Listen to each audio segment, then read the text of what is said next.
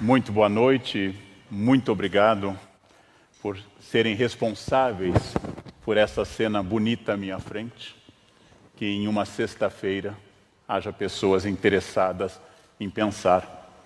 Uma sexta-feira haja gente que tenha saído de casa para estar aqui. Eu agradeço muito à CPFL que nesses 15 anos tem trazido intelectuais com ideias diferentes, tem trazido intelectuais distintos e tem feito essa difusão através de ingressos gratuitos, da filmagem, tem tornado os domingos à noite com os programas muito mais interessantes e inteligentes, com uma responsabilidade social de empresa que eu gosto muito. O Café Filosófico se tornou uma grande sala de aula para o Brasil e uma iniciativa duradoura. Agradeço muito a esse teatro histórico, belíssimo, centenário, politeama, na figura do seu diretor Wagner, a minha equipe pessoal, a equipe da Kratos, essencial para a minha função nesse momento, e acima de tudo, agradeço a vocês, pessoal de Jundiaí, onde ocorre, para a minha experiência, pela primeira vez o meu Café Filosófico aqui, que escolheram transformar essa noite em uma noite de aprendizado.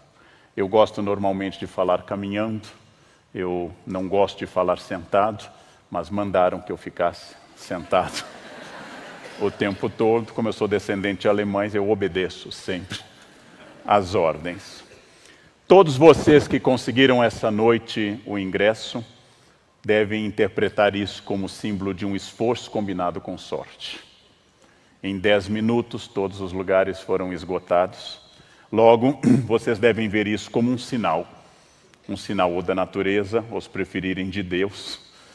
E vamos pensar livremente, vamos pensar sem limites, vamos pensar porque pelo menos até 1º de janeiro de 2019 podemos pensar livremente.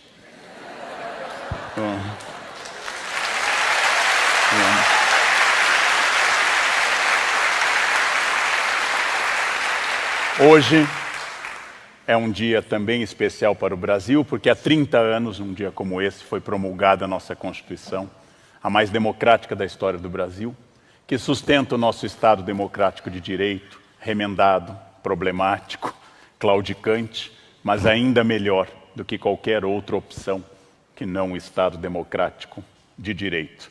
Lembro-me com emoção quando Ulisses Guimarães declarou promulgada a Constituição Cidadã, que vinha em um momento após uma longa noite de arbítrio.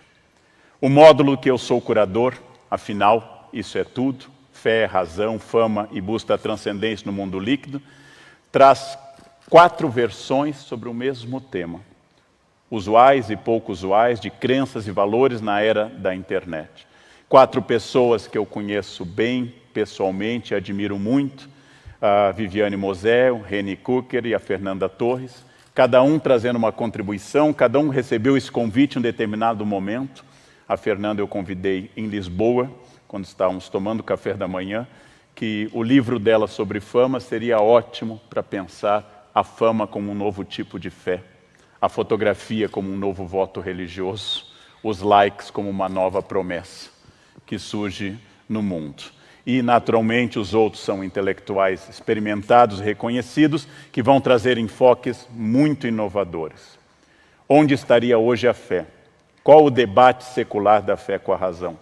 Qual o papel da fama?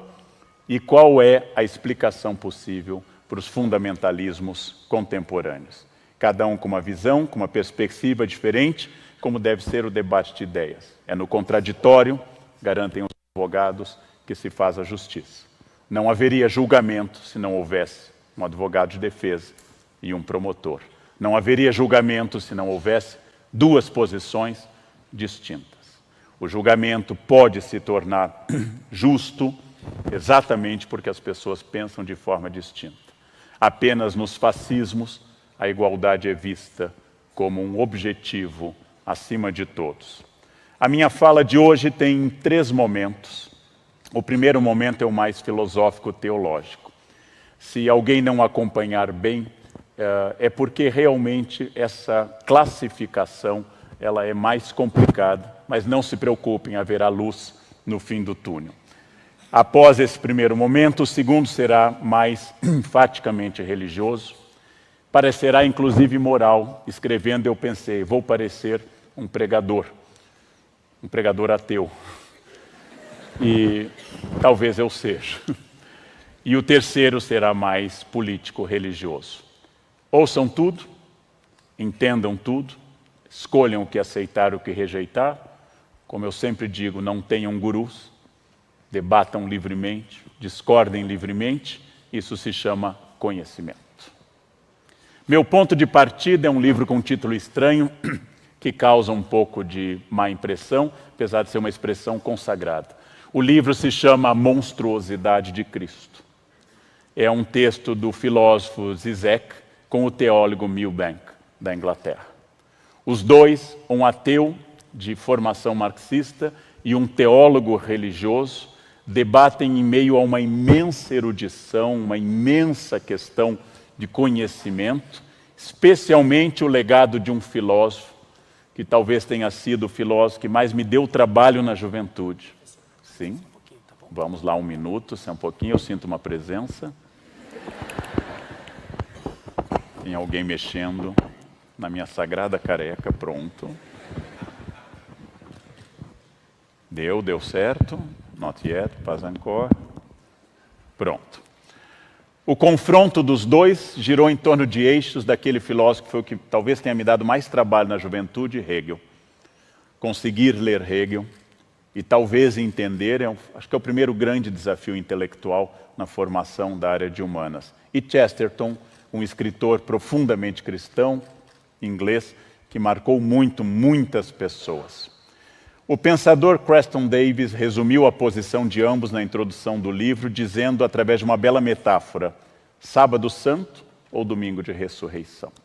Sábado Santo, ou seja, após a morte de Jesus na sexta-feira e antes de sua ressurreição no domingo, é o momento do grande silêncio do sagrado.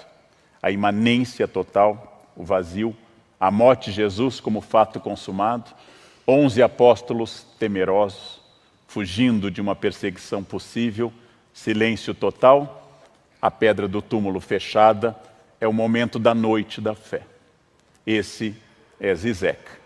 Domingo de Páscoa é o momento da explosão da Boa Nova, a vida venceu a morte, a fé cristã pode seguir e, como diz o apóstolo Paulo, tudo seria inútil e vazio se Jesus não tivesse ressuscitado. O filósofo ateu Zizek para no Sábado Santo. O teólogo religioso continua a partir do domingo. É uma questão de dia. Voltemos ao título. O que seria essa expressão estranhíssima, monstruosidade de Cristo? A expressão assustadora, inclusive. Trata-se de um conceito hegeliano.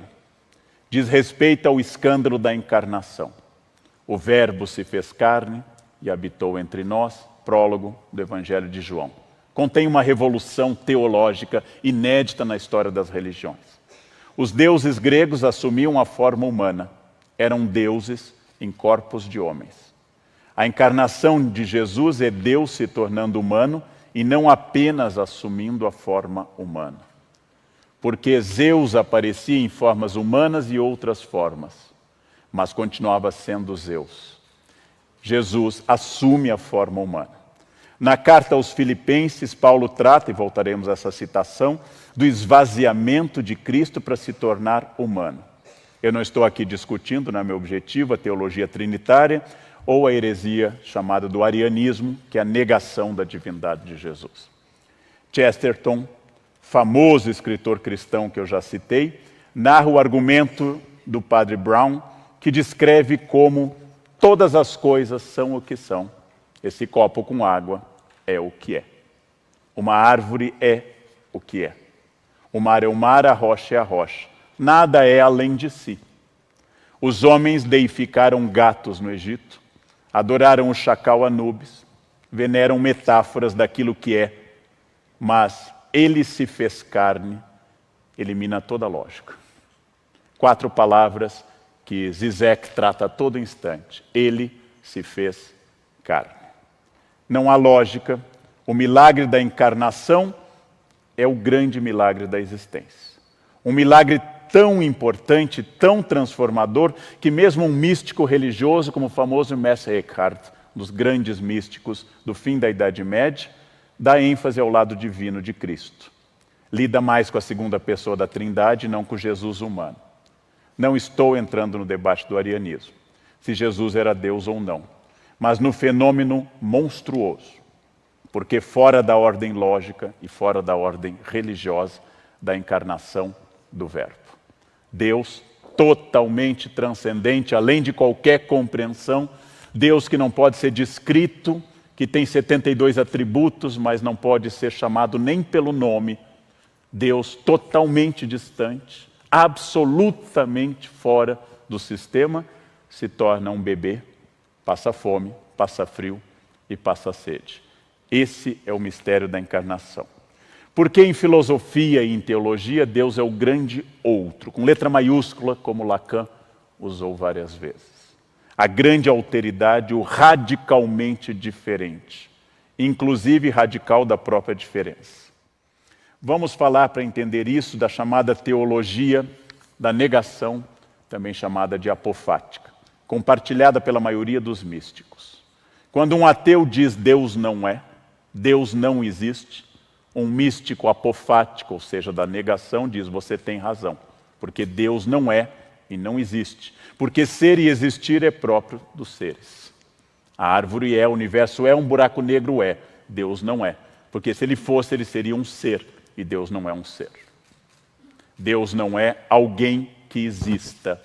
Deus não é o topo da pirâmide alimentar. Ele não é o mais poderoso dos seres. Ele está além da ideia de poder. Ele está além de toda a compreensão. Deus pode ter atos justos e até pode ser definido como amor. Como diz João, Deus é amor, Deus caritas est. Mas Deus não é, do ponto de vista apofático, uma característica. Deus não é amoroso, porque Ele é maior do que o amor. Ele está distante da esperança. Está distante da caridade, mas pode suscitar esses sentimentos. O ateu e o místico esbarram no mesmo ponto. O místico sente Deus sem conseguir defini-lo. O ateu não sente. O místico pensa que Deus não é, porém tudo ao seu redor se inunda da presença divina. O místico pode dizer que Deus não existe. Apenas o universo e a natureza existem.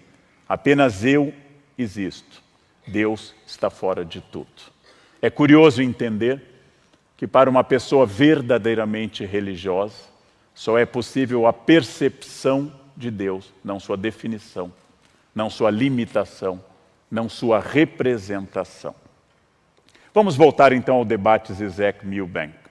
Chesterton, citado por ambos, comenta que a paixão de Jesus traz a experiência real da dor, inclusive a experiência da dúvida, em dois momentos conhecidos daqueles que têm intimidade com a Escritura, no horto e na cruz. No horto pedindo que se afaste o cálice, e na cruz dizendo em aramaico, Pai, Pai, por que me abandonastes? Busco então no apóstolo Paulo, de novo, o conceito que eu já citei em Filipenses 2,7. É um conceito grego, todos os 27 livros do Novo Testamento são escritos em grego, koiné. É o conceito de kenosis, K-E-N-O-S-I-S. Kenosis. Cristo esvaziou-se, kenosis, em grego, tomando a forma de servo, expressão de Paulo, feito semelhante aos homens. É Paulo que diz, Cristo esvaziou-se, para que pudesse surgir Jesus. Cristo esvaziou-se da divindade, abriu mão dos atributos divinos, tornou-se verdadeiramente homem. De novo, não é um debate ariano, mas a radicalidade de Deus assumindo a forma humana, plena, abrindo mão da divindade, a kenosis absoluta. Isso nunca tinha acontecido em nenhuma outra religião. Não houve em nenhuma após isso. O cristão também deveria praticar, segundo o apóstolo, a sua kenosis. Esvaziar-se do meu ser egoísta, limitado, medroso, avarento, cheio de luxúria, e esvaziar-me dessa humanidade e ser preenchido por Deus. Essa é a kenosis humana. Kenosis, de novo, esvaziamento. A meditação cristã busca a kenosis para que o Espírito Santo preencha meu ser, afastando todas as limitações, as vaidades, a humanidade. Quando eu não for, dizem todos os teólogos medievais, quando eu não for, Cristo será. Quando eu deixar de ser, Cristo será. Já não há a mim, apenas Cristo vivo em mim. Essa é a ideia de Paulo e de toda a teologia medieval. O que estamos enfocando não é a kenosis humana, necessária na caminhada de alguém que seja cristão, mas é a kenosis de Jesus, que tem dor, que tem dúvidas e que assume a forma humana, em tudo igual a nós, menos no pecado, como diz, por exemplo, o apóstolo Paulo, tradicionalmente atribuído a ele a Epístola aos Hebreus, apesar de ser mais ou menos lógico que não seja dele essa epístola. É curioso comparar uma dupla kenosis, Jó e Jesus. O livro de Jó é um dos mais antigos do Antigo Testamento. Ambos, Jó e Jesus, sofreram, experimentaram o abandono. Ambos começaram muito conformados e cheios de certezas, e de repente, ambos pediram um amparo divino. Ou seja, Jó, que é famoso pela paciência, mas quem já leu esse texto sabe que em determinado momento Jó pede arrego. Jó se entrega à dúvida, Jó fica incomodado. 3 amigos, a esposa, uma doença de pele, a perda de 10 filhos e de todos os bens abala um pouco a experiência humana. Depois de ter dito várias vezes, Deus dá e Deus tira, bendito seja o nome do Senhor, Jó começa a duvidar. E é preciso que o próprio Deus apareça a ele, que seja introduzido um 4º amigo que vai explicar exatamente que o plano de Deus não é acessível a ele. Dupla kenosis. Jó é o humano que precisa sofrer para se preencher de Deus ao final. Jó é o humano a quem Deus permite que o diabo, o divisor, o tentador, que na tradição judaica não é inimigo de Deus, mas uma contraprova do plano divino, o demônio vai tentá-lo, atingindo seu corpo, seus bens e sua família. Ao se tornar radicalmente sofredor, Jó passa pela kenosis e se torna radicalmente religioso. E tem tudo restaurado. Dupla kenosis. Jó se esvaziando da humanidade para atingir Deus. Jesus é o Deus que se esvazia da divindade para atingir o humano e depois se reintegrar a Deus, trazendo a humanidade plena ao centro da Trindade. Dupla kenosis do sofrimento, da experiência de transformação. A encarnação, segundo Hegel, tem um traço de monstruoso, das Ungeheuer in Hegel, o monstruoso da encarnação.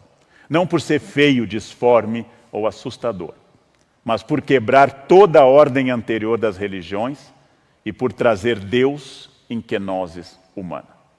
Diz Zizek, é por isso que a diferença entre substância e sujeito tem de se refletir ou ser inscrita na própria subjetividade, como a lacuna irredutível que separa os sujeitos humanos de Cristo, o sujeito monstruoso mais que humano.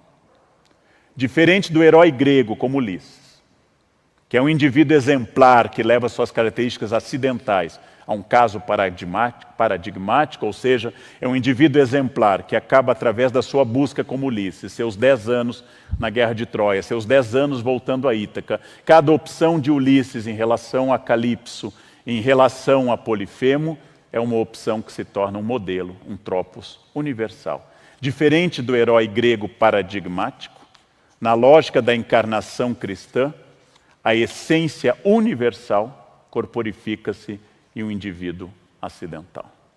Diferente do grego que universaliza seu ser, Jesus é aquele que individualiza o universal. Voltemos à filosofia. O século XX teve certa resistência a Hegel, que parece pertencer a uma linhagem dos profetas da filosofia, que ainda buscavam a verdade. Após a chamada virada linguística, o discurso se tornou parte importante da busca filosófica, das pesquisas da área de humanas em geral. A virada linguística exaltou discurso como fonte, que são, claro, riquíssimos para a compreensão das sociedades. Discursos instituem realidades, como proclamou o filósofo Michel de Foucault. Porém, especialmente entre pós-estruturalistas, por vezes, parece que não existe nada além do discurso. Nenhuma realidade que não seja discursiva. Fica mais difícil ainda falar de verdades como algo que possa existir além dos discursos.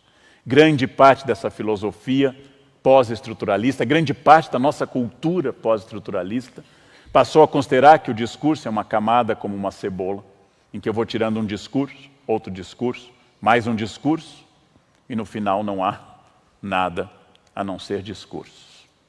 Não entro no debate sobre a virada linguística, mas pensando que Hegel não pensava apenas em discursos, pensava que poderia haver uma verdade. E essa é parte da busca hegeliana. As religiões de hoje vão bem. Elas têm força política, potência econômica e presença midiática maior do que há 50 anos. Há 50 anos eu poderia duvidar, em 1968, no apogeu da influência da contracultura, no apogeu dos choques da Rua Maria Antônia, no apogeu do movimento hippie da Guerra do Vietnã, que as religiões estavam ultrapassadas. Anunciava-se de novo o que se anuncia de tempos em tempos, a morte de Deus, que é um tema famoso no século XIX e XX. O grande fenômeno de hoje não é o esvaziamento das religiões, que vão bem, obrigado. Não é o fenômeno da morte de Deus que foi superada. O grande fenômeno atual, com o qual eu vou dialogar com a kenosis hegeliana e de Zizek, é a customização da fé. Se eu dissesse que parte da filosofia abandonou a ideia de uma verdade fora do discurso, parte dos religiosos abandonou a existência de um Deus fora da sua própria biografia. O que significa isso? Parece dominar a antikenosis. Ao invés do esvaziamento humano para o preenchimento da plenitude divina, vou dialogar aqui naturalmente com o cristianismo por ser dominante no Brasil, há um esforço da minha subjetividade me preencher, dos meus desejos, da minha consciência. Como funciona essa antikenosis? Se eu quero prosperidade, Deus também quer. Se eu quero que o meu candidato vença, Deus está ao meu lado. Se eu quero que meus inimigos pereçam, Deus abençoa. Deus sempre quer o que eu quero. Deus nunca me contraria. Nunca pensa diferente de mim. Nunca realiza o terceiro dos 7 pedidos encontrados no Pai Nosso. Seja feita a vossa vontade, assim na terra como no céu. Sempre realiza, eu apoio a tua vontade, fiel, assim na terra como no céu. Essa categoria de Deus mereceria o título de amigo imaginário. Ou seja, ao invés de eu pensar no radicalmente outro, no radicalmente oposto a tudo que existe, eu vou pensar no radicalmente eu, a antikenosis. Não estou assumindo o papel dos profetas do Antigo Testamento ou dos moralistas cristãos, especialmente da Idade Moderna. Aponto a incoerência entre o plano divino e o humano, entre o texto sagrado e a minha biografia, ou, como quer Agostinho, entre a cidade de Deus e a cidade dos homens.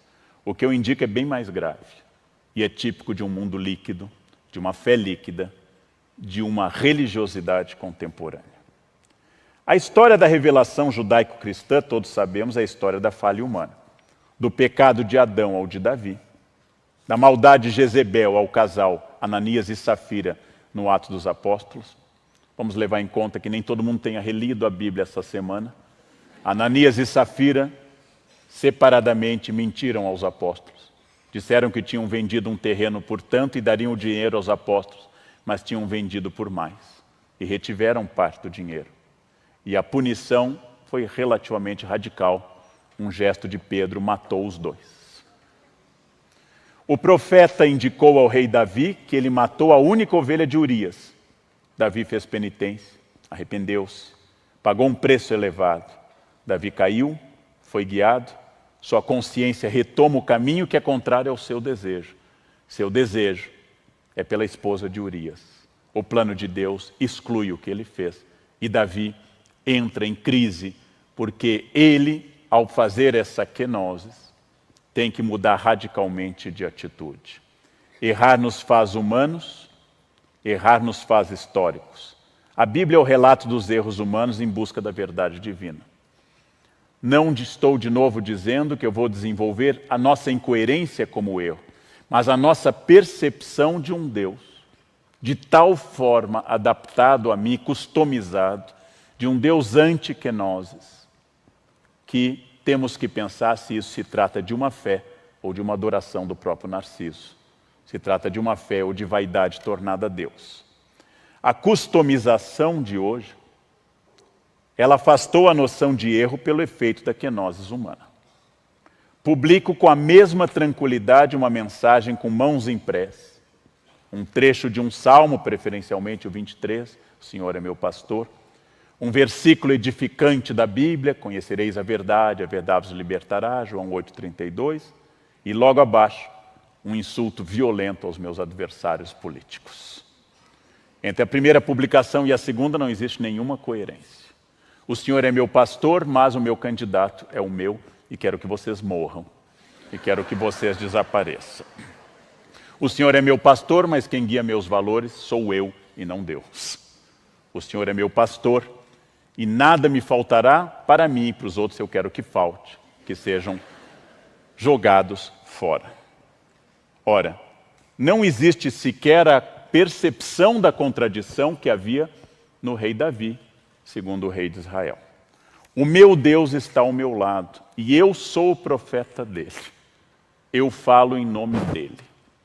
E tudo o que eu disser vem do bem, do bom, e os outros são o erro. Formal e retoricamente, muitos dizem, sim, somos todos pecadores, mas vivem com intensidade esse preceito paulino, que é uma das origens da reforma luterana. Minha fé me salvou. E fazem uma nova interpretação do princípio que só a fé salva. Se minha fé já me salvou, eu estou salvo, posso fazer o que eu quiser, inclusive pregar o ódio nas redes sociais. É a extrema customização que une significado e significante da minha vida dentro do cristianismo. O espaço da dor, a dimensão trágica da existência, o eterno fracasso humano são redimensionados para um imenso eu superior que eu tendo a chamar de Deus. Que esse tipo de fiel chama da sua divindade e que eu chamo apenas de espelho melhorado de si. Ou seja, esse Deus não tem nenhuma relação com a divindade. Tem relação com a minha carência, com o meu desejo, com o meu sonho de onipotência. Ora, Deus não me contraria, Ele quer meu sucesso sempre. Deus quer o meu carro melhor e a plena saúde de todos, apesar de Deus ter afirmado taxativamente nos evangelhos que os bens materiais não trazem felicidade e que eu devo olhar os lírios do campo e as aves do céu, Sermão da Montanha, Mateus 5, 6 e 7. O Deus customizado tem um preço a pagar para existir. O Deus customizado das redes sociais deixa de ser Deus e a experiência do sagrado se dissolve nas práticas sociais. Minha prece é a publicação, é o post. Minha fé é uma mensagem. A resposta à oração são os likes. E o meu Narciso está preservado do contraditório, porque eu falo em nome de Deus e assim o comprova a minha fanpage, o meu Face, meu Twitter e o meu Instagram. Tudo que eu publico proclama a crença na família, nos bons valores, na divindade, e que eu diariamente agradeço a Deus, que me dá tudo isso. E naturalmente vou adaptando essa ideia da religiosidade à minha prática. Como é possível, eu pergunto, alguém gravar vídeo cheio de ódio, alguém gravar vídeo incitando ao ódio, falando da necessidade de destruir a dignidade humana, de incitar a violência e ao mesmo tempo posar de defensor dos preceitos evangélicos? Molière, o autor francês do século XVII, criou a personagem Tartufo, sobre a qual já escrevi um artigo. O santarrão cheio de mentiras e maldades, que à maneira dos fariseus possui somente a aparência religiosa, mas está destituído de qualquer kenosis do divino em si. Só que Tartufo, na peça de Molière, sabe que é cínico. Ele sabe que é um sepulcro caiado de branco. Ele sabe que é um fariseu. E ele manipula isso para dominar as pessoas. Será que todos os tartufos das redes sociais sabem que são falsos? Será que têm consciência que estão dizendo o que os outros querem ouvir e não sobre suas falhas? Sabe que o ódio e a violência são condenados de forma explícita e direta no Sermão da Montanha, núcleo duro do cristianismo. Que Jesus recriminou o impulso de Pedro, que ao cortar a orelha do soldado romano, Cristo restaurou essa orelha e anuncia ao apóstolo: aquele que usar a espada será punido pela espada.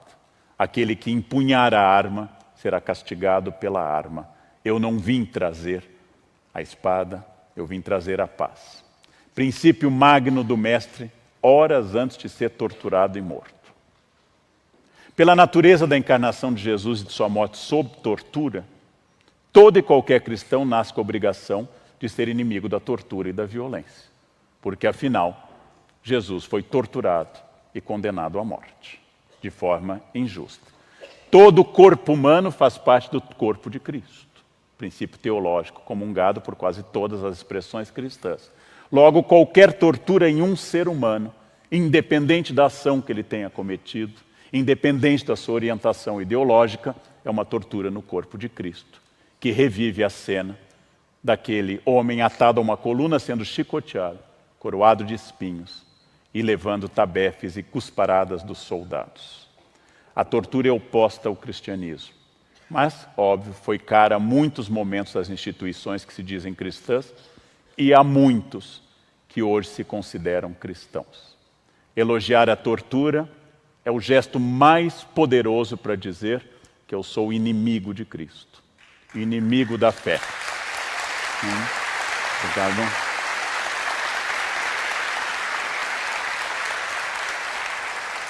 Não que a Bíblia, especialmente o Novo Testamento, proíba qualquer tipo de punição, mas proíbe a destruição do humano. Mesmo que eu tenha que reter alguém para que não seja um perigo social, isso deve ser feito com respeito. Mesmo que a pessoa tenha errado como adúltera, eu não tenho que dizer atirem à vontade a pedra porque ela não é uma pessoa de bem. Jesus diz, quem não tiver pecado, atire a primeira pedra. Os homens de bem, entre aspas, porque naturalmente há homens de bem, há mulheres de bem, há pessoas de bem, de fato, mas eu vou usar essa expressão no sentido usual das redes sociais. Os homens de bem proclamam que os direitos humanos são para os humanos direitos. Frase contraditória, que eu ouvi várias vezes. Chamamos em filosofia isso oxímoro, contradição em termos. Ou seja, se são direitos humanos, pertencem a todos os humanos. Pertencem inclusive aos políticos. É tão radical essa frase que nós devemos dizer que todo senador tem direitos humanos. Todo deputado, todo presidente tem direitos humanos, porque ele é inerente à espécie humana. Não há direitos humanos porque eu pago impostos. Não há direitos humanos porque eu, Leandro, trabalho 14 a 16 horas por dia. Eu não tenho nenhum direito a mais do que a pessoa que não trabalha. Todos temos direitos humanos. Todos. Absolutamente todos, porque, como diz a expressão, são humanos. Com isso, nós temos que pensar que esses achismos, esses truísmos, que entram em conflito aberto com a vida de Jesus, que afinal, se alguém se deu ao trabalho de ler os 4 evangelhos, a frase é absurda. Jesus escolheu preferencialmente pecadores, desviados da sociedade, e fugiu dos doutores da lei e dos homens de bem da sua época. Jesus procurou as pessoas excluídas, os publicanos, as prostitutas, a adúltera, e disse que viera para eles e não para os que não precisavam de salvação. O cristão, mesmo dentro da chamada ordo amores que Agostinho fala, ao pensar por que eu amo mais minha mãe, meu pai e meus filhos do que uma pessoa distante, a ordo amores, O cristão é definido pela palavra misericórdia, pela compaixão, pelo perdão 70 vezes 7, símbolo hebraico do infinito. E é o mesmo quando é necessário interromper a ação de alguém violento, pois cabe a um cristão interromper a violência de alguém, impedir um crime, deve fazer por amor, por vontade de ajudar, por ser diferente do criminoso que ele condena, porque se ele agir como criminoso, ele passa igualmente a ser esse criminoso. Odiar o pecado e amar o pecador. Fórmula medieval complexa e muito interessante. Eu odeio que você seja um ladrão, porque roubar é errado, fere aos princípios básicos da sociabilidade. Eu odeio que você roube e vou fazer de tudo dentro da lei e dos direitos para que você pare de roubar, porque é errado roubar. Porém, eu não te odeio, porque você é um ser humano. Eu odeio o ladrão, não simplesmente o ser humano que rouba. Preceito medieval que foge à nossa ideia de bandido bom é bandido morto. Porque bandido bom é bandido morto é uma frase do paganismo. É uma frase daqueles que não conheceram a Jesus. É frase de um romano sem batismo, de alguém que jamais teve contato com o Evangelho e desenvolvia a ideia de que a justiça é a punição e a eliminação de quem eu considero desviante. O curioso não é a incoerência natural de todos nós, de mim, de qualquer pessoa, mas é afirmar a violência em nome de Jesus. Isso é o mais extraordinário. Ou seja, eu uso o Evangelho e uso a vida de Jesus, a quem eu digo seguir, para defender a violência, a tortura, a pena de morte e a destruição das pessoas. Adapto Deus ao meu universo moral. E aí o Deus customizado tem seu aspecto mais trágico. Faço Jesus defender a pena de morte, sendo que ele sofreu a pena de morte. Defendo a tortura em nome do bem, quando o supremo bem foi torturado. E excluo pessoas que não mereceriam a misericórdia ou a compaixão, em nome do Deus da misericórdia e da compaixão. Poderia ser chamado isto de um neopaganismo. Deuses humanos que protegem minha cidade da guerra. Suprema imagem da total kenosis de Cristo é a cena que nós chamamos pela expressão latina et homo, eis o homem. Pilatos leva o condenado ao público, eis o homem, et homo. Dezenas de quadros foram pintados com essa cena. Jesus que fora castigado pelo chicote por ser um subversivo para o Império Romano e um pecador que fugia às leis do judaísmo. Condenado por ser subversivo, com manto de rei para ironizar, uma cana em lugar de um cetro, coroa de espinhos, levado à multidão furiosa que queria executá-lo e linchá-lo. E ao ser consultada, no primeiro plebiscito narrado do Novo Testamento, preferiu Barrabás a Jesus.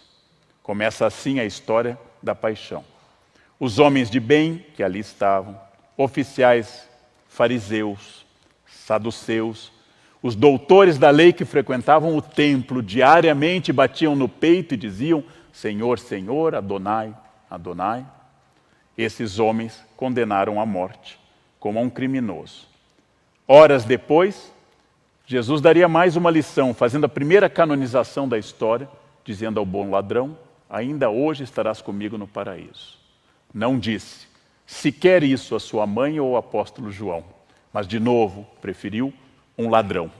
De novo preferiu um ladrão crucificado ao seu lado, porque se arrependera, porque voltar atrás, porque tomou a misericórdia e o arrependimento. Será que essas pessoas, que eu estou chamando entre aspas homens de bem, leram o mesmo evangelho que eu li? Os apóstolos entenderam, depois de muito custo, a mensagem. Um cristão não julga, não faz acepção de pessoas, não condena outro ser humano, porque esse é um atributo exclusivo do divino, nunca de um ser humano. Quem te instituiu o juiz do teu irmão? Eu tenho que perdoar as ofensas, porque é a condição para que Deus me perdoe. O que em hebraico é techuvá, a volta, para que Deus me perdoe. Tomemos um exemplo do Atos dos Apóstolos. O apóstolo Filipe batiza um eunuco. Imagina o apóstolo Filipe no século XXI em redes sociais, dizendo ao eunuco como um homem de bem transformado: Você não pode ser batizado porque só existem homens e mulheres, você é um anormal. Você tem disforia de gênero. Você teve uma automutilação, você é um monstro. E você vai destruir a família. Por ter uma disforia de gênero, você vai destruir a família, porque eu sou obrigado a separar da minha mulher, porque surgiu um eunuco. É uma regra incompreensível, mas parece que é assim. Meu casamento acabou, não posso mais criar os meus filhos, porque existe disforia de gênero. A opção de um cristão de Filipe, que felizmente aprendeu o cristianismo de Jesus e não das redes sociais, é: eu vim para que todos tenham vida, e todos tenham vida em abundância. Todos, caso alguém não domine o conteúdo dessa expressão, significa todos. Todo significa todo e qualquer ser humano. Todo significa que todas as pessoas, com as suas infinitas variedades de gênero, de identidade sexual, de orientação política, que todos tenham vida. E tenham vida em abundância. Felizmente, a fé de Filipe não vinha de memes enviados pela manhã no grupo da família. Filipe tinha fé cristã e havia feito a quenoses, porque provavelmente, como uma pessoa de sua época, deveria olhar a um eunuco com resistência. Mas Filipe tirou o seu lado humano e se inundou do seu lado divino, sua quenoses, e olhou para o eunuco e o batizou, sem pedir que o eunuco fizesse uma redesignação de gênero. Bom, ele não customizava a sua fé. Filipe tinha ouvido exatamente do Mestre que a salvação era para todos. O Evangelho indica isso. Tudo mostra em Jesus permanentemente, ao longo dos 4 Evangelhos, a predileção pelos excluídos. Quem é o que olha para o outro? Não é o judeu, o povo eleito, não é o povo do livro, não é o povo a quem Deus revelou, mas Jesus diz, é o samaritano, aquele que não tem identidade judaica. Aquele que olha para o outro, esse entendeu o reino de Deus, não aquele que frequenta o templo, diríamos hoje, a igreja. Quando Jesus é adorado por 3 homens sábios que a nossa tradição inventou, que seriam 3 reis magos. Quando Jesus é adorado por 3 homens sábios, os 3 não pertencem ao povo eleito. Os 3 vieram de longe. Pela nossa tradição, cada um representante de um grande grupo humano. Vieram adotar o menino. Zaqueu, baixinho e corrupto. Zaqueu é o homem que cobra impostos em excesso, é corrupto. Recebeu a visita de Jesus e a salvação, com a condição que restituísse aos pobres o que tinha roubado. Um centurião romano, um invasor da terra sagrada, aquele que é visto pelos zelotes, os radicais políticos da época de Jesus, como supremo mal, tem sua casa abençoada e encontra a saúde da sua família graças a Jesus. Mas não precisamos ir aos excluídos. Os 12 apóstolos seriam uma amostra absoluta do fracasso do RH de Jesus. Cada um pior do que o outro. Ao traidor Judas, clássico, que comete a simonia suprema, que é a felonia, ou seja, a traição do seu superior. Está lá, segundo Dante, na última vala do 9º círculo. Mas o chefe dos apóstolos negou a Jesus no momento mais dramático. Negou a Jesus 3 vezes para caracterizar que era reincidente e consciente disso. Quase todos os apóstolos simplesmente fugiram. Ficou João, apenas. Um entre os outros sobreviventes, entre os 11 no total nessa altura. Filhos do trovão alguns, que quando o mestre suava sangue, decidiram tirar uma soneca. Quando o mestre agonizava no horto, nós estamos com sono. E dormirem, fracos, traidores. Incapazes de ficar acordados durante a cena mais dramática, que é Cristo num fenômeno de hemossudorese, ou seja, suando sangue. Foi a eles que Jesus buscou para fazer a quenose, e não a homens de bem, e não os que frequentavam sempre o templo. São os homens que batiam no peito e se inflamavam de orgulho por serem justos e honestos e normais, que Jesus condenou mais ativamente. Logo, não precisa ser um teólogo ou um tradutor de grego bíblico, Não precisa ser um profundo estudioso, porque o texto do Evangelho se abre à compreensão também do simples, para entender que não é possível ser cristão e ser racista. Não é possível ser misógino e ser cristão. Não é possível manifestar preconceito com mulheres, com negros ou com gays e continuar se intitulando cristão. Não é possível cultivar o preconceito e dizer que é em nome de Deus. Não é possível pregar o ódio e se considerar cristão. Mas é plenamente possível ser pecador e ser cristão.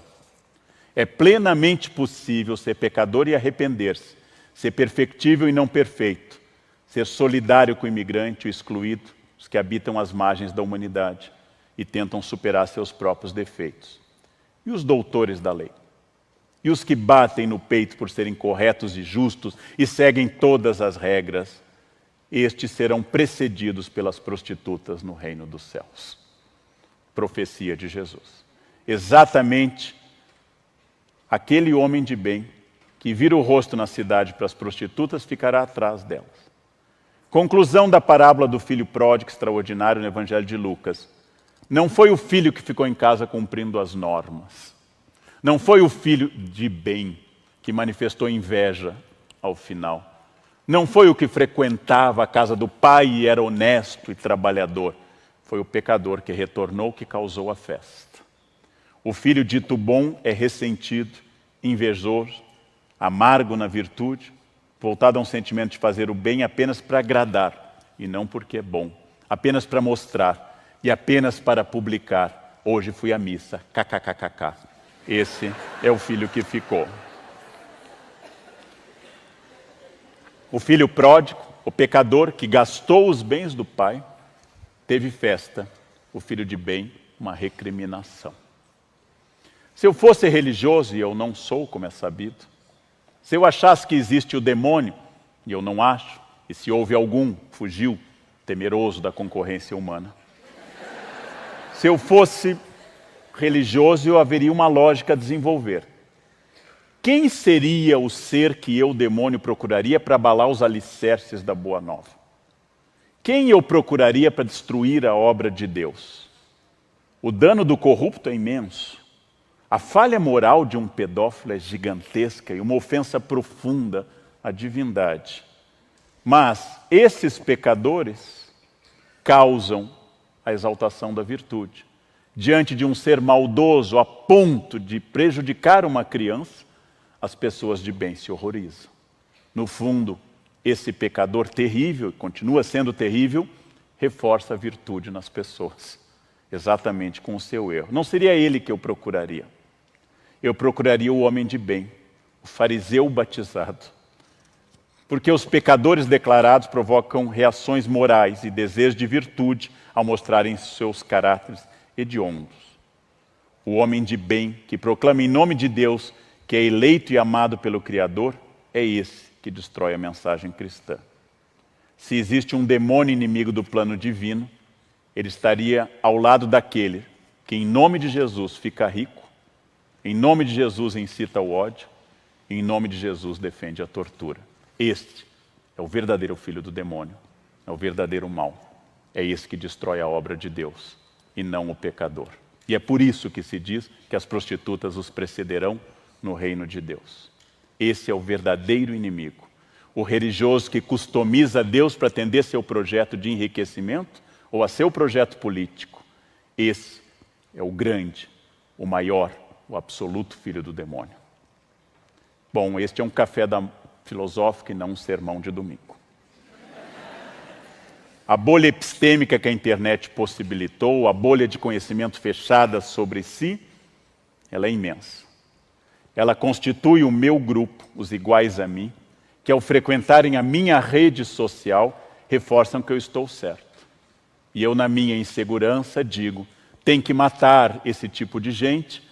Eu procuro outros que dizem, sim, tem que matar. Então eu concluo que tem que matar.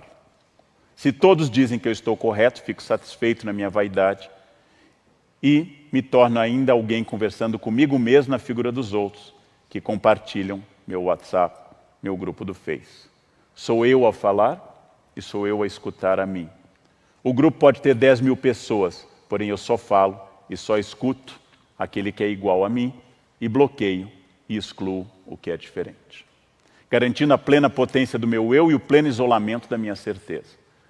Talvez isso explique que tudo deva se adaptar a essa bolha, inclusive Jesus.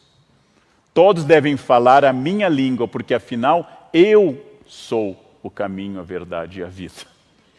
E ninguém vai ao Pai senão passando pelas minhas ideias e votando no meu candidato. Eu sou a verdade soberana e poderosa. Os outros devem ser doentes, porque discordam de mim. Que você tenha um dia abençoado, diz essa pessoa com as mãos em prece, seguido de uma frase de ódio contra seus inimigos políticos. Sou religioso na retórica e pagão na atitude. Sou cristão na formalidade e completamente adversário do cristianismo nos atos. Já falei muitas vezes, e volto a um tema de um livro organizado por Adalto Novaes, Civilização e Barbárie. O bárbaro para Grécia e Roma era o que habitava fora das luzes da civilização e não falava latim e grego. O novo bárbaro é aquele que prega a destruição do outro como meta, a eliminação, calar a diferença. E a violência é a resolução dos problemas. Sendo culto ou não admite que sua maneira de ser e pensar possa ter uma alternativa. O bárbaro é o que lida mal com a alteridade, obviamente é o inimigo da civilização. A sociedade civilizada é aquela que, sendo indígena, quilombola, urbana ou universitária, ou qualquer uma, entende que a diferença é saudável e que a tolerância ativa é o único caminho de qualquer sociedade.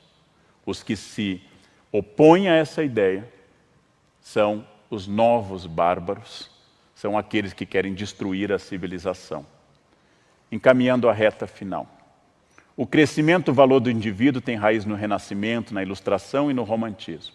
A primazia do eu encontrou seu terreno mais fértil na internet, seu sólido úmido e aquecido para germinar. A capilarização que as redes possibilitam podem ser lidas, como eu já disse, em várias ocasiões, como a vitória do narciso ou da sua fragilidade máxima, já que eu preciso de sua curtida para saber se a minha vida tem sentido. Tanto a debilidade narcísica como sua hipertrofia submetem tudo à rede. Você precisa dizer se minha vida vale a pena, dando seu like. Porque eu não tenho certeza que ela vale a pena. Ou eu tenho tanta certeza que acho relevante que eu publique incessantemente que eu acordei, que eu comi, que eu andei, seguido de kkkk. A necessidade de bolhas epistêmicas pode fazer nascer a fraqueza ou a força da subjetividade. Mostrei apenas um viés, uma leitura linear, sem excesso de subjetividade do Evangelho, pode derrubar as convicções dessa bolha epistêmica. O mesmo ocorre com o clássico da literatura e das obras de filosofia. Não existe leitura neutra. Não existem dois leitores que leram o mesmo livro. Sempre a subjetividade. Mas isso é diferente de dizer que tudo é interpretação e tudo é subjetividade.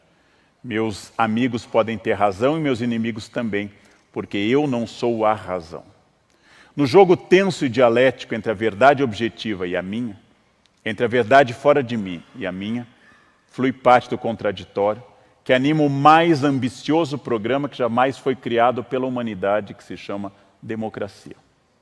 Na democracia, as alteridades podem conviver sem necessidade de eliminar o outro. As democracias trazem para o primeiro plano a alteridade, a divergência e o pensamento diferente. No jogo democrático, as suas imperfeições enormes, eu trago para a luz pública as sombras.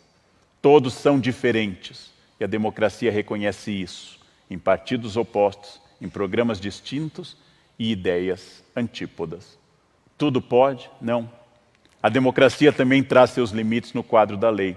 Todos podem pensar diferente sobre tudo, mas não cabe a ninguém defender o racismo, a misoginia, a exclusão da cidadania de qualquer brasileiro.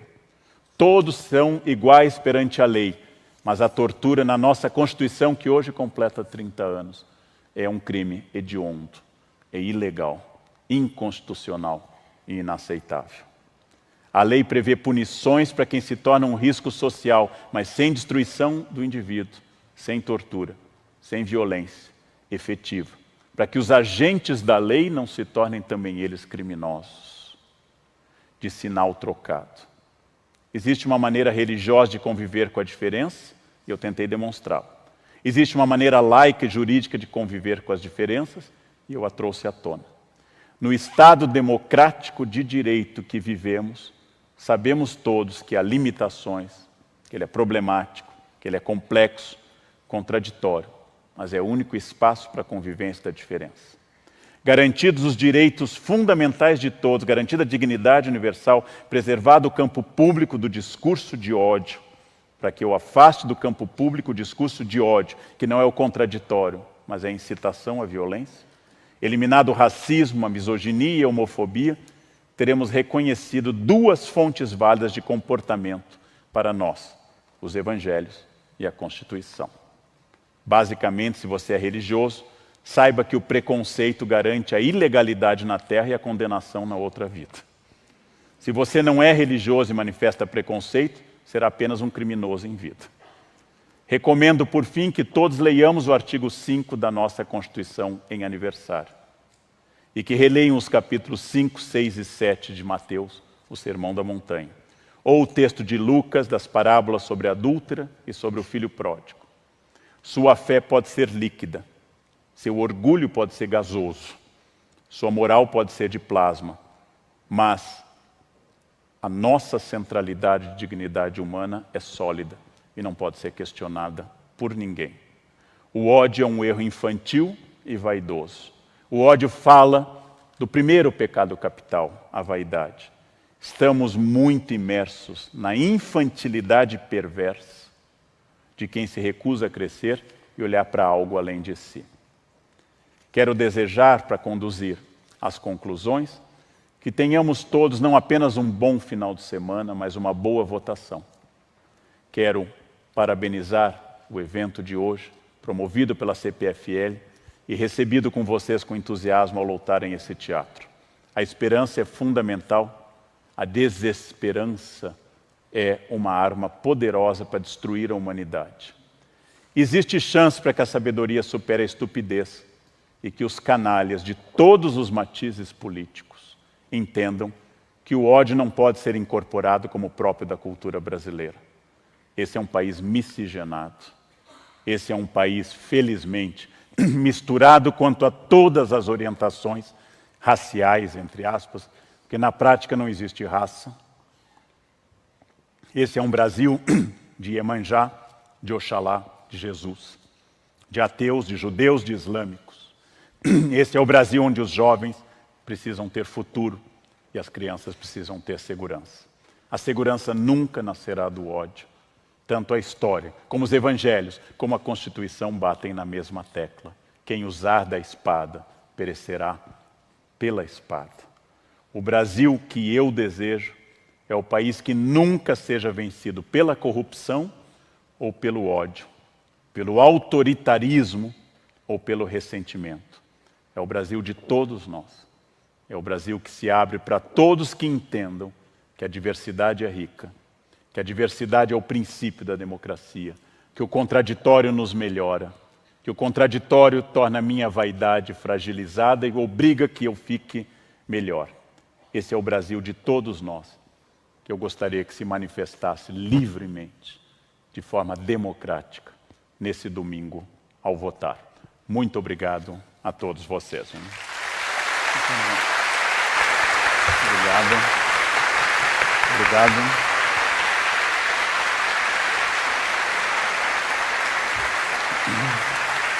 Muito obrigado.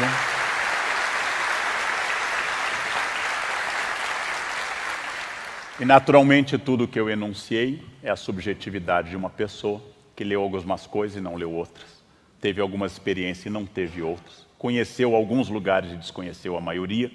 Entende de alguns temas e ignora a maioria dos temas. Assim deve ser vista a fala de qualquer pessoa. Assim deve ser vista na sua subjetividade a afirmação de qualquer pessoa. Toda pessoa que disser que tem certeza, você deve começar fugindo dela.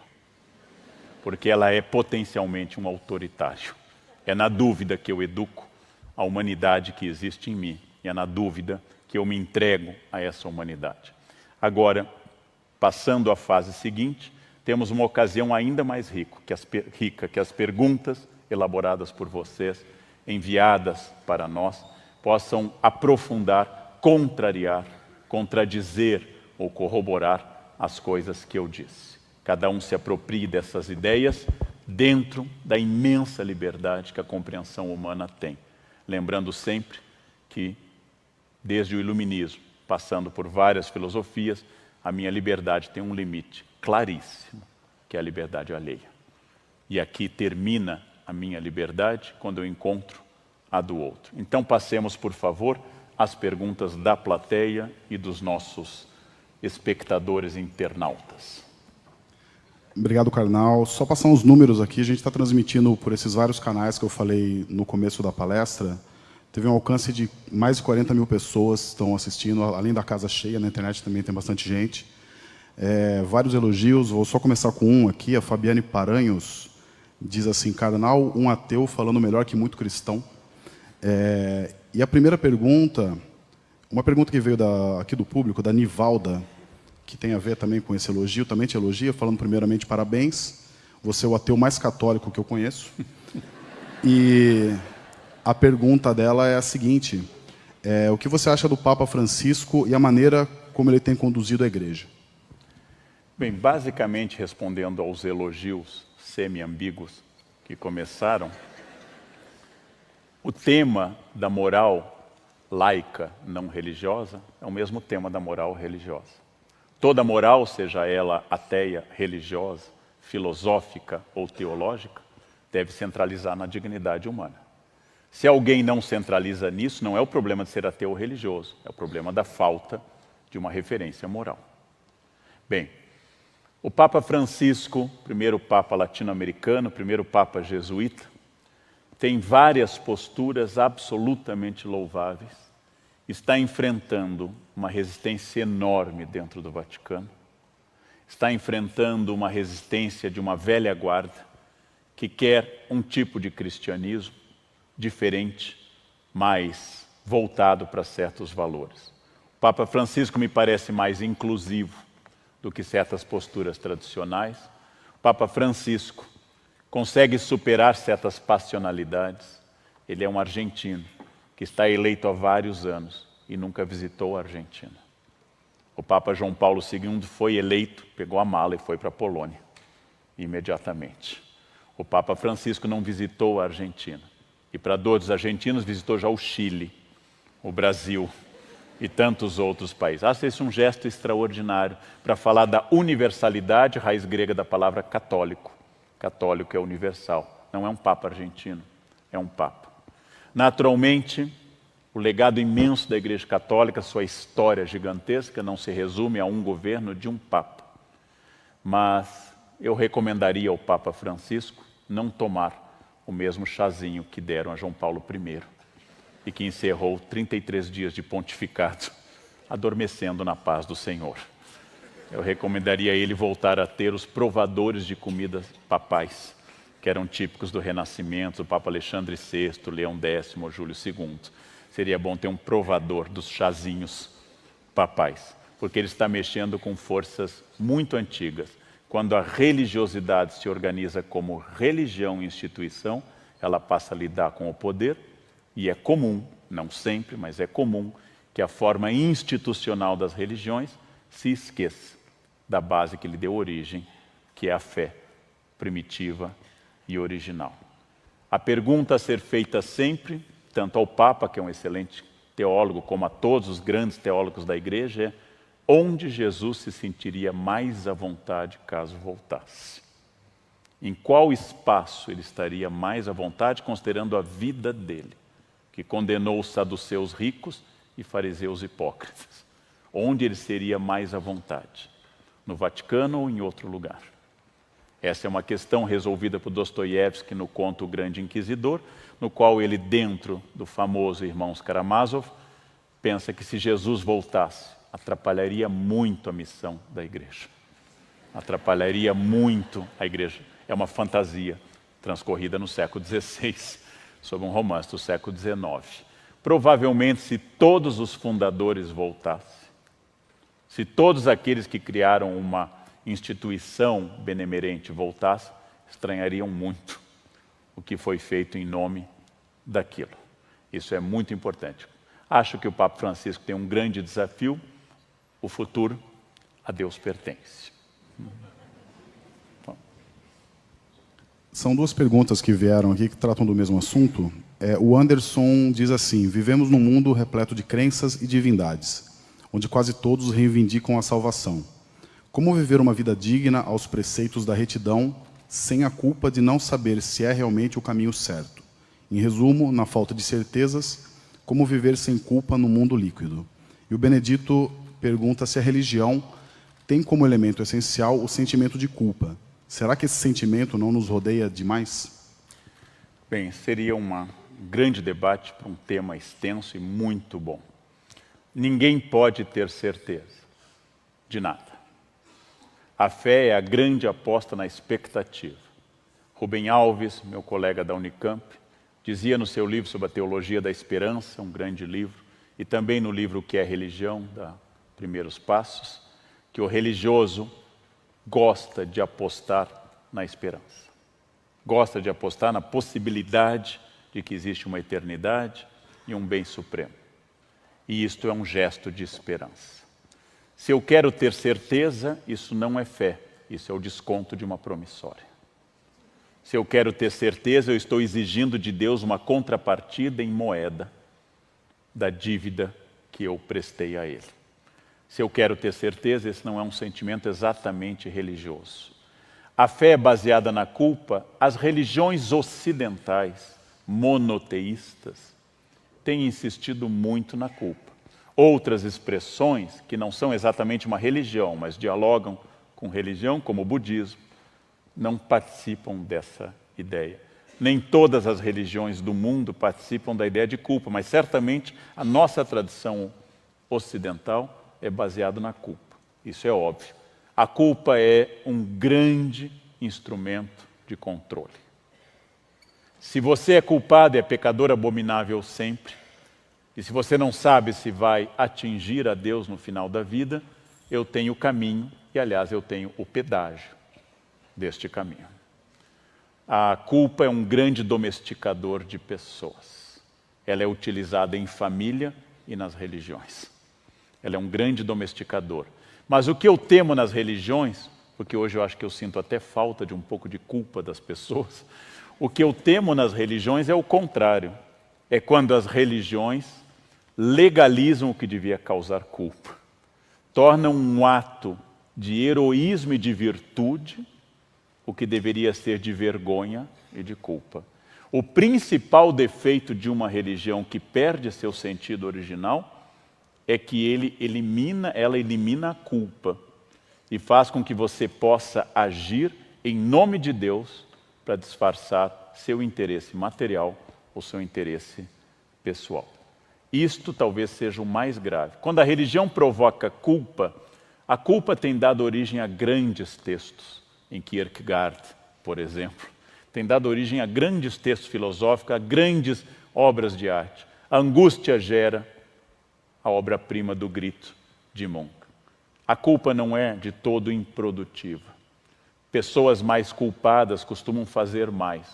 Porém, é a eliminação da culpa provocada por alguns religiosos e por alguns discursos religiosos que torna esse tipo de religioso problemático, sem generalizar.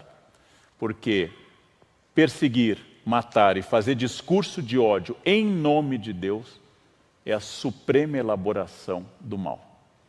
Porque eu torno o ódio uma virtude, a exclusão um mérito, e torno o combate ao outro um dever ditado por Deus. Um Deus, naturalmente, que não tem nada a ver com isso. A pergunta sempre deve ser: isso é o que eu quero ou o que Deus quer, que é o princípio da kenosis? E se é o que o Evangelho fala ou o que eu desejo? Isso é o que Jesus faria ou o que eu quero fazer dentro da minha biografia e dos meus limites? Essa é a kenosis humana do preenchimento do divino. Talvez o grande mérito das religiões esteja no campo da esperança, da ideia de caridade, da ideia de auxílio ao outro. Seu grande demérito é ter sido um canal controlador de todas as minhas frustrações, que em nome de Deus se tornam objeto destrutivo. São as pessoas que eu mais temo. Como Jesus diria, aquelas que dizem Senhor, Senhor. Essas eu temo muito mais do que aquelas que dizem que não acreditam em nada. Porque o defeito do virtuoso autoritário é mais danoso que o defeito do pecador assumido. Quem diz isso não sou eu, mas é um tal de JC, Jesus Cristo. Então, uma pergunta que veio aqui do público, do Luciano Marques, um advogado, ele diz assim: hoje, 30 anos da promulgação da nossa Constituição. Tivemos muitas conquistas, garantias, mas por que tanto ódio? É necessário outra Constituição?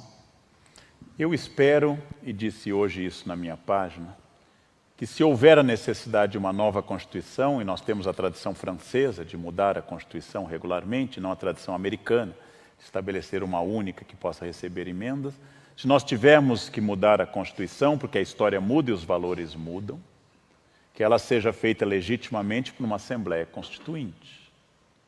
E essa Assembleia Constituinte decida revisar o texto para torná-lo ainda mais democrático, mais inclusivo e mais aberto. Então eu sugeriria a nova Assembleia Constituinte, que declarou com toda razão e sob o meu aplauso naquela ocasião, aos 25 anos, há 30 anos, que declarou o racismo inafiançável, um avanço extraordinário na nossa legislação. Passou por cima daquelas questões superficiais que a Lei Afonso Arinos, de 1951, declarava contravenção, o que é, no fundo, a destruição de outro ser humano. Se a nossa Constituição for revisada, que seja mantido o racismo como crime bem, a misoginia e a homofobia e a transfobia como crimes inafiançáveis e imprescritíveis. Se a Constituição mudar para isso, eu aplaudo a mudança. Agora, obrigado. Se a Constituição mudar para eliminar direitos, eu vou ter que reconhecer, como dizem vários sociólogos, que parte da elite brasileira ainda não aceitou a Lei Áurea, quanto mais a CLT. E em nome da eficácia do custo Brasil, estamos assistindo a uma revogação subjetiva da Lei Áurea, ou seja, reinstituindo a escravidão agora democratizada, não apenas sobre afrodescendentes, mas sobre todos os pobres, sobre todas as pessoas que dependem de salário. Então eu quero uma Constituição revisada por uma Assembleia Nacional Constituinte, mas confesso que tenho pouca esperança nesse momento na elite política brasileira. Há bons políticos, mas à medida que eu estou estudando todos para constituir meu voto de domingo, eu descobri que ter estudado grego foi mais fácil do que encontrar. Não o candidato perfeito, porque eu também não sou o eleitor perfeito, mas um candidato realmente comprometido com o Brasil da diversidade. Como eu disse certa feita, não me importa que o candidato seja empresário ou quilombola. Não me importa que o candidato seja advogado, professor ou agricultor. Não me importa que seja homem, mulher, negro, branco, indígena, mas que ele entenda que vai governar um país que tem negros, tem brancos, tem indígenas, que tem quilombolas e que tem empresários, e que todos eles são cidadãos brasileiros. Todos eles têm direito à voz e à proteção. Todos eles têm direito a um Estado eficaz, transparente e, acima de tudo, ético. Não acabei de montar o meu voto. Já consegui 2 de todos os cargos. E ainda assim, com um mínimo engove ao lado. Mas é o que tem. É assim que a gente acaba casando. É o que tem. E é o que eu vou fazer, né? Obrigado.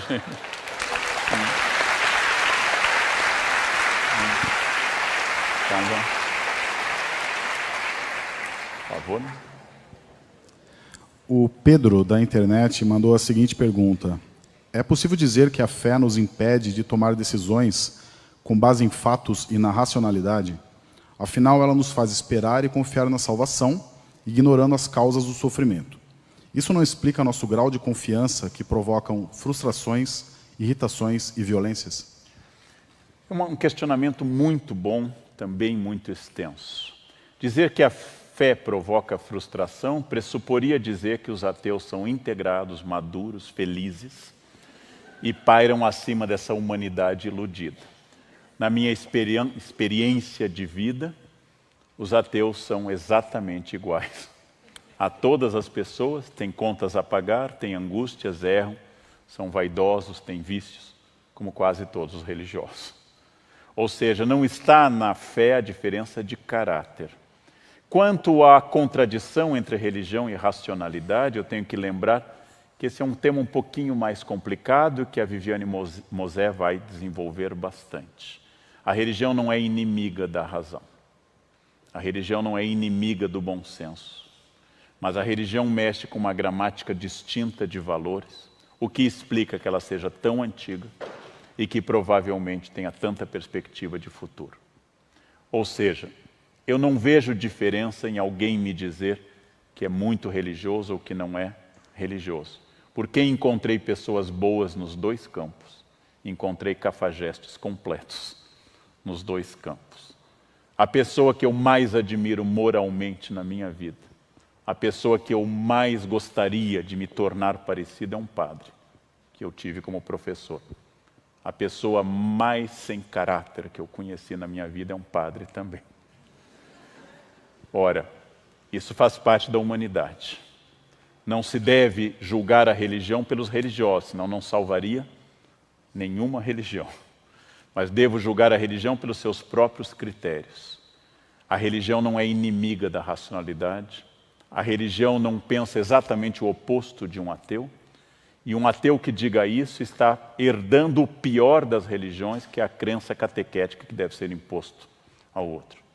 Ateu catequista é ainda mais chato do que religioso catequista, porque acha que é racional. O outro, pelo menos, segue uma ordem de Deus. Este segue apenas sua vaidade e o seu narciso. Então, eu não vejo muitas diferenças. Quando alguém me diz, eu sou pai de família, eu concluo exclusivamente que essa pessoa é fértil e não que ela é boa. Quando alguém me diz eu tenho família, significa que ele teve um desempenho sexual suficiente para gerar uma família. Há cafajestes com filhos e há pessoas profundamente éticas com filhos. Enquanto eu centralizar no rótulo a moral e a ética, ou seja, o religioso e o filosófico, distinguindo aqui entre moral e ética de uma forma, não a única forma, enquanto eu fizer isso, eu ainda sou uma pessoa limitada na compreensão da imensa capacidade da religião de expressar todas as questões humanas e na imensa capacidade racional de, inclusive, negá-la para expressar outras capacidades humanas. Não é um gesto em cima do muro. Quando alguém me diz que eu tenho que manifestar opção entre A e B, que eu não digo na internet se eu gosto de A ou B, especialmente o A e B que se apresentam. Eu tenho que dizer que eu me sinto um polonês, como eu escrevi certa feita em um artigo, um polonês de Cracóvia invadido pela barbárie nazista de um lado de extrema-direita e depois libertado pela barbárie socialista de extrema-esquerda da União Soviética. E me dizem, você prefere Hitler ou Stalin? Você gosta da extrema-direita ou da extrema-esquerda? Eu tenho um vício de gostar do humano e não dos extremos, dos projetos de poder. Se alguém me mata, tanto faz que seja de esquerda ou de direita. Se alguém é autoritário, tanto faz que seja de esquerda ou de direita. Continua sendo um imbecil, tingido de verde e amarelo ou de vermelho. Não importa a cor do imbecil, ele continua sendo um imbecil. Eu defendo valores e não posturas políticas. Mas é claro, o meu partido é o melhor de todos, como o meu time é o melhor de todos. E o meu time é o melhor de todos porque é o meu time. E esse é o único argumento racional que alguém pode ter. O meu partido é o partido da ética, obviamente. E quem não concorda comigo deve ser eliminado. Porque não concorda com a verdadeira visão da democracia. ou concorda com aquela que Milor definiu muito bem. Quando você me obedece, é democracia. Quando você manda em mim, é ditadura. E esse parece ser o conceito democrático das pessoas de hoje. É muito importante conviver com a contradição. Dentro de quais limites? Os limites são estabelecidos pela lei. De esquerda, direita, de centro, católico, ateu, evangélico ou judeu, o artigo 5º da nossa Constituição continua dizendo a mesma coisa. Se ele for racista, não serve para ser presidente do Brasil. Se ele não falar da dignidade inerente ao fato de alguém ser mulher, se ele for misógino, ele não serve para presidente do Brasil. E não me importa por qual partido. Eu tenho uma certa resistência a todos, mas eu tenho que procurar valores. E os valores têm que ser acima da coloração política, tem que ser valores humanos. E se ele disser que uma parte do Brasil não é de verdadeiro cidadão brasileiro, ele de novo tem um projeto de exclusão. E um presidente é um estadista que deve unir o país e não dividi-lo. Aí vocês entendem o drama do meu voto e o drama da escolha. Está difícil, como Diógenes, o filósofo, andando com uma lanterna dizendo: procura um homem honesto. Eu me sinto exatamente assim. Procuro um homem honesto, que tenha divergências políticas, mas que assuma de tudo e encare que na diversidade desse país de mais de 213 milhões de habitantes, não há espaço para eu dizer quem são os bons brasileiros e os maus brasileiros. Só há espaço que eleito ele ou eleita ela tem diante de si o governo de todos os brasileiros. E deve ser um fator de integração e nunca de ódio, nunca de separação, nunca de sectarismo. Quem divide, a palavra é muito clara, quem divide, diavolou, é o diabo. Quem divide é o diabo. Quem une é o estadista ou é o religioso. Mas não importa isso, importa que saiba sua função. Eu tenho esperança, talvez por ser professor.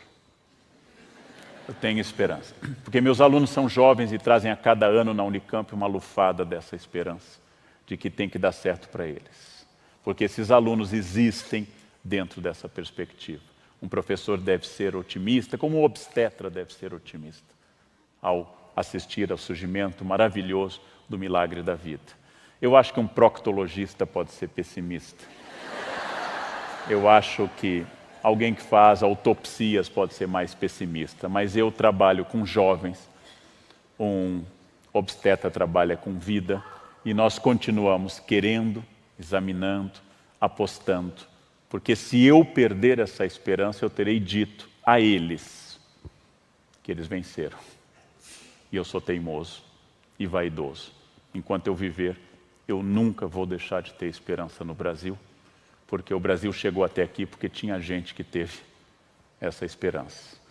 Nós precisamos disso hoje.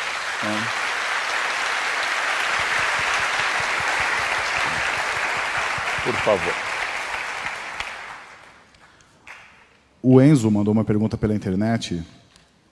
Por que toda sociedade sempre tende a criar uma divindade ou entidade superior? Que espécie de necessidade é essa? Bem, o cristão Chesterton diz uma frase que uma vez o Pondé me trouxe em um café filosófico, é uma frase famosa. O problema não é deixar de acreditar em Deus, o problema é que no momento que se deixa de acreditar em Deus, se passa a acreditar em qualquer bobagem. Então, todas as sociedades precisam de elementos de união, da constituição de discursos que elaborem costuras sociais e identidades. Por isso que toda sociedade produz heróis e toda sociedade produz vilões. Por isso que toda sociedade investe que o seu vizinho é pior do que nós. Que o seu vizinho é diferente e que nós somos melhores. Somos melhores que os paraguaios.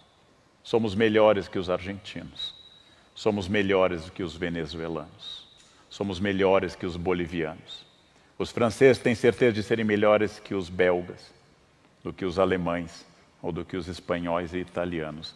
A constituição dessa certeza vaidosa e absolutamente fantasiosa é aquilo que se diz que nacionalismo é acreditar que o meu país é o melhor do mundo pelo fato brilhante que eu nasci nele. e por isso ele é o melhor país do planeta. Ora, obviamente, nenhum país é o melhor do planeta.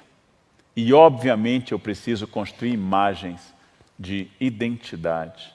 E essas imagens são boas. Nós temos grandes exemplos para seguir.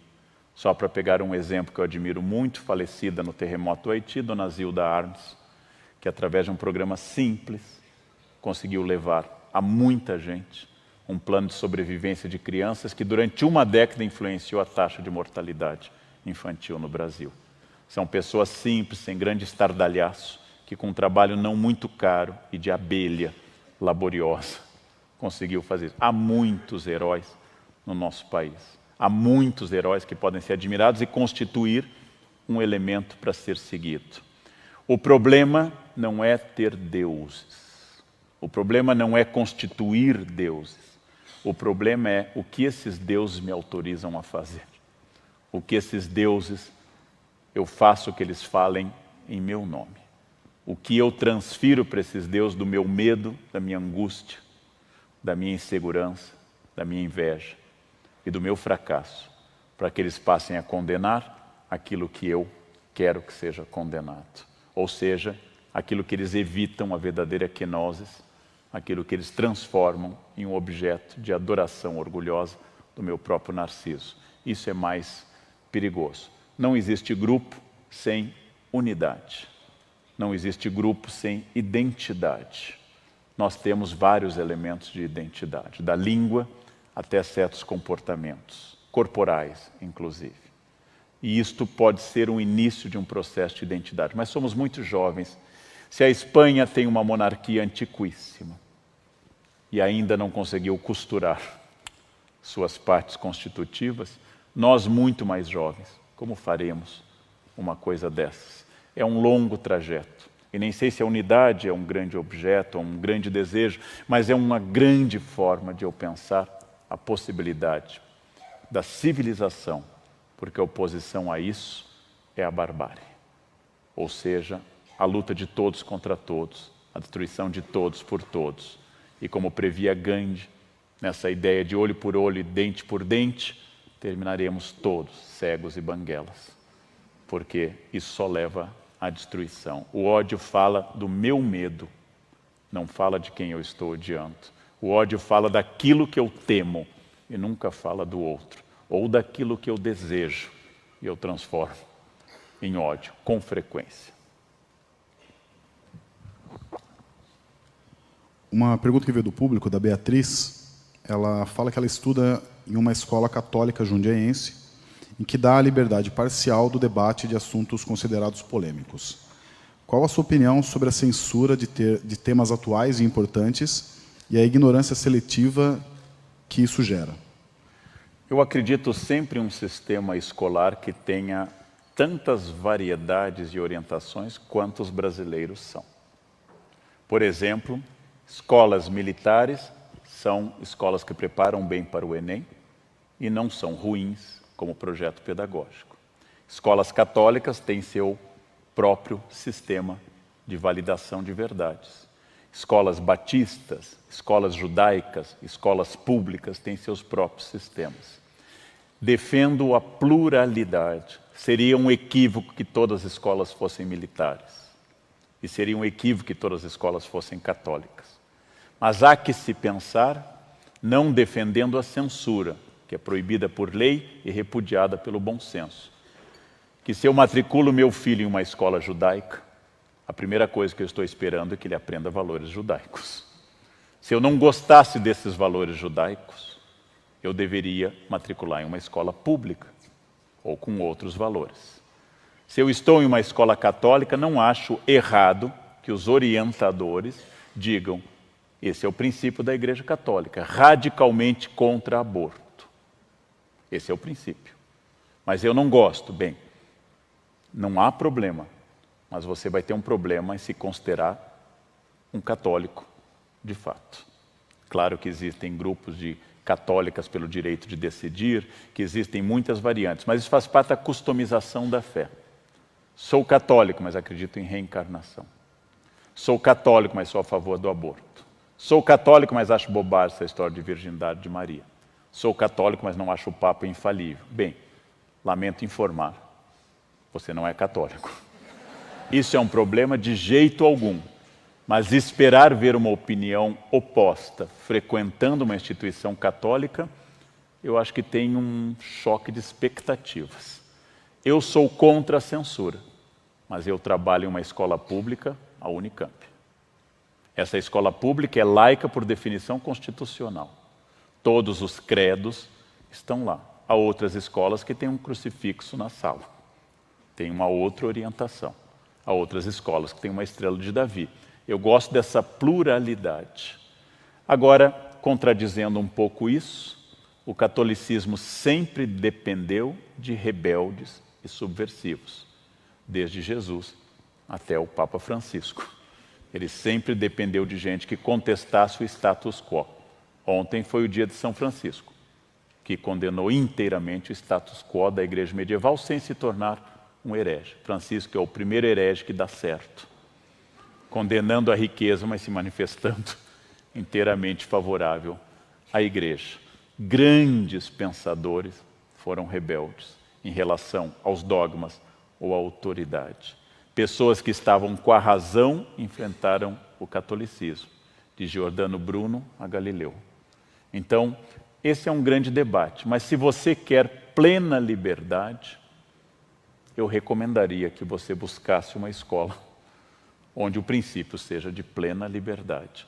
O catolicismo tem princípios e os outros pais matricularam seus filhos lá porque querem estes princípios. E é impossível dizer a uma sala de aula: aqui condenamos o aborto, com exceção da aluna tal, que é favorável.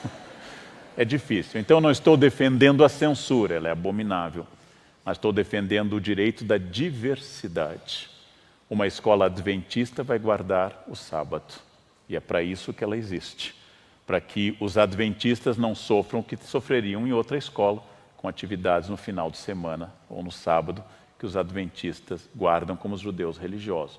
Logo, se eu coloquei meu filho em um colégio adventista, eu não posso reclamar que não tenha aula no pôr do sol de sexta-feira, ou não tem atividades no sábado. Eu tenho o direito, isso sim, a liberdade absoluta de procurar um modelo que combine com a minha visão de mundo. E exigir que a escola pública estude religiões, mas não seja religiosa. Que aprofunde o tema das religiões, mas não opte por nenhuma religião. Porque essa é a definição de escola pública, a escola sem credo, a escola laica.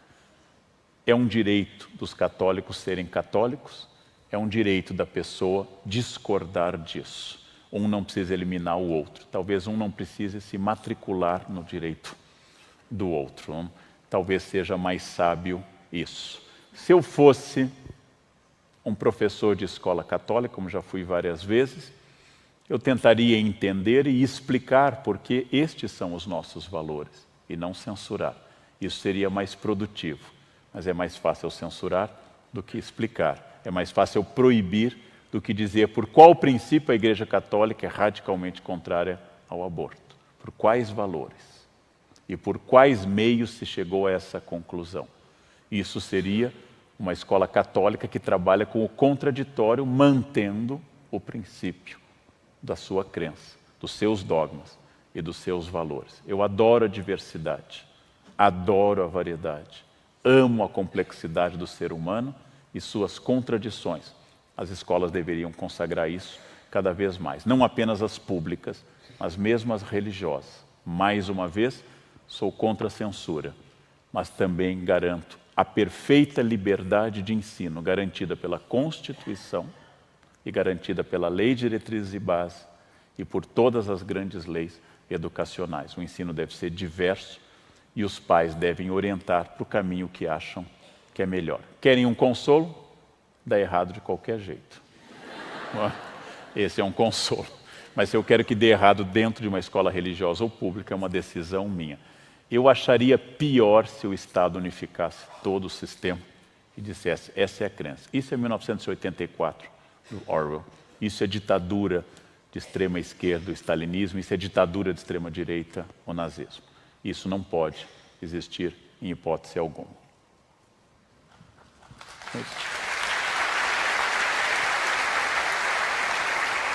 Bom. Uma pergunta que chegou do público, da Greta, ela faz a seguinte provocação: se seria a inteligência artificial a expressão divina que se tornaria real hoje? Bem, existe um conto de ficção que narra que os homens criaram os computadores e perguntaram aos primeiros computadores como deter o desgaste natural e da troca de energia, chamada entropia. Os computadores não sabiam responder. E o homem foi evoluindo cada vez mais avançado e continuava perguntando às suas máquinas, cada vez mais sofisticadas, como deter a entropia. Um a um, os sistemas foram se apagando. Uma a uma, as galáxias foram desaparecendo. Uma a um, o universo foi desaparecendo, até que, eliminado o último homem, daqui a bilhões de anos, restou apenas um megacomputador flutuando no espaço. A última coisa do universo. E esse computador computava o problema lançado a ele. Como deter a entropia? Até que esse computador disse: descobri, faça-se a luz. E foi a manhã e a tarde do primeiro dia. Esse é um conto de ficção. Bem, inteligência artificial não é uma inteligência gerada por vida, mas uma inteligência que os humanos programaram. Nós ainda não temos a inteligência nesse grau. Poderemos ter em breve. Nós temos máquinas que decidem dominantemente por um sistema binário, de sim e não, de 0 e 1, linguagem matemática inventada por Alan Turing, e esse é o sistema dominante. Cada vez mais as máquinas podem funcionar por algoritmos cada vez mais amplos e variantes. Ora, imaginar que o avanço da tecnologia é contrário à fé é adotar uma postura ultrafundamentalista que já se manifestou no cristianismo e em outras religiões também. Cada máquina deveria ser a plena expansão da ordem de Deus a Adão para que dominasse a natureza, que é que ele era senhor dela e cabia a ele se desenvolver. Não vejo nenhum avanço em inteligência artificial como um desafio. Mas eu confesso como professor que eu já ficaria feliz com o desenvolvimento da memória e da inteligência humana mesmo. Esse já me deixaria plenamente satisfeito. Ao invés de falar de computadores inteligentes, que eu começasse a falar de turmas, de alunos, de professores, de sistemas inteligentes. Se eu vou temer a máquina no futuro, é a chamada síndrome de Frankenstein, que um dia a máquina me destrua. Por enquanto eu temo profundamente a nós humanos, criando inteligência artificial ou matando pessoas naturais. Por enquanto, meu inimigo é o fundamentalista, é o fanático, cuja palavra tem um sentido muito dura. Fanático, fanteos, cheio de Deus. Fanteos, aquele que está penetrado pelo divino. Esse é o fanático. É uma advertência muito perigosa para os riscos da fé que se torna narcísica, agressiva e um projeto político e não mais um projeto religioso. Vai ter inteligência artificial? Talvez no futuro. Eu adorarei dizer ao carro, vá para tal lugar. Adorarei dizer ao computador, crie um soneto. Eu preciso que tenha 4433, rima ABA, ABA e assim por diante. E preciso que seja sublime e bem feito. Quando o computador fizer isso, eu ficarei super feliz. Por enquanto, não faz. Não sei se a minha geração pegará isso. Mas ainda o risco ao planeta não são as máquinas. O risco ao planeta somos nós, os humanos. Professor, infelizmente a gente chegou ao final. A gente vai ter uma última pergunta. Só te parabenizar de novo, na verdade agora por um novo número. O recorde do ano de transmissão do Instituto foi alcançado hoje com 70 mil pessoas, com apoio também da TV Tech.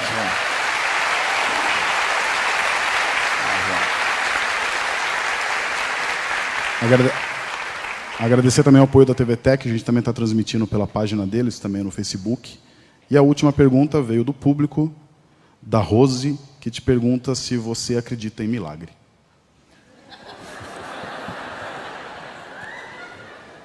Existem dezenas de coisas que não podem ser explicadas pelo nosso atual estágio de conhecimento.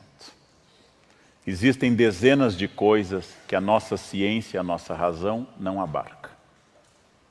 Isso não quer dizer que elas não sejam explicáveis. Elas não são explicáveis por enquanto. Grande parte da ideia de um Deus ex machina, como se diz em filosofia e teologia, que interfere na natureza através do milagre, é uma proposta que naturalmente tem validade religiosa. Eu acredito que todas as coisas tenham possibilidade de serem explicadas pela razão, mas nem tudo agora, nem tudo nesse momento. Se um grego olhava para o céu e via um raio, mesmo um grego democrático e filosófico diria, é Zeus lançando sua arma. Se olhasse um maremoto, diria que Poseidon, o futuro Netuno romano, estava agitando as águas. A primavera brotou, eis que Deméter, Ceres, reencontrou sua filha Perséfone, Proserpina. Essas explicações eram muito boas e muito úteis. Hoje sabemos que o relâmpago não é a fúria de Zeus. As coisas que eu não consigo explicar podem ter sido mal explicadas. Então, sim, se você quer dizer que ocorrem coisas inexplicáveis, eu concordo com você. Agora, eu discordo se você atribui isto a uma força divina. Eu atribuo a nossa ignorância. Então, quando for comprovado que eu estou errado, eu mudo de ideia. Mas essa é a diferença de posição. É muita vaidade achar que eu posso explicar tudo, é muita vaidade. E a ciência tem um histórico de vaidade pavoroso. É muita vaidade supor que a razão abarque todo o fenômeno humano. Não abarca. Mas sempre no passado que algo não podia ser explicado, passou a poder ser explicado. Os primeiros ossos de dinossauros encontrados foram explicados pelos religiosos como animais que não entraram na Arca de Noé. Não chegaram a tempo e desapareceram. Hoje nós sabemos que provavelmente não é assim, que eles pertenceram a uma outra era da evolução das espécies. Quando nasciam gêmeos em alguns lugares da Escócia medieval, a mãe era assassinada, porque ela traiu o marido com outro homem. E os gêmeos eram prova do seu adultério. Hoje sabemos que não é assim. Isso deve nos dar a humildade que diante do desconhecido, diante do mistério do desconhecido, eu tenho que me render humilde à limitação da razão.